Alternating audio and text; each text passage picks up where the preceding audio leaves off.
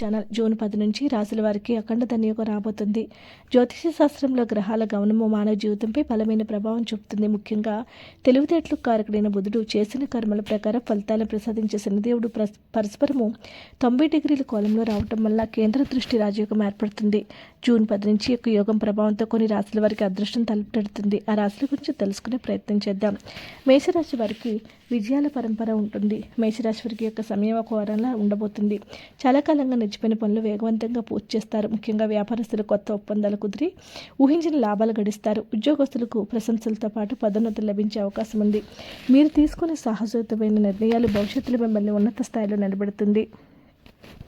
కన్యా రాశి వారికి బుధ శని గ్రహాల అనుగ్రహంతో కన్యరాశి వారికి ఆర్థికపరమైన చిక్కులు తొలగిపోతాయి. ఆస్తి సంబంధిత వ్యవహారాల్లో పెట్టే పెట్టుబడులు దీర్ఘకాలిక ప్రయోజనాలు అందిస్తాయి. తలకిందులుగా ఉన్న అప్పుల భారం తగ్గి మానసిక ప్రశాంతత లభిస్తుంది. వృత్తి జీవితంలో మీ నైపుణ్యాన్ని తగ్గి గుర్తింపు లభిస్తుంది. కెరీర్లో ఒక గ్రాఫ్ ఒక్కసారిగా పెరిగిపోతుంది.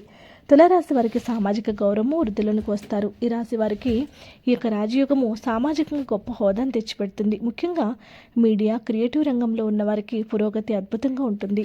సమాజంలో మీ మాటకు విలువ పెరుగుతుంది. స్నేహితులు బంధువులతో సంతోషంగా గడుపుతారు.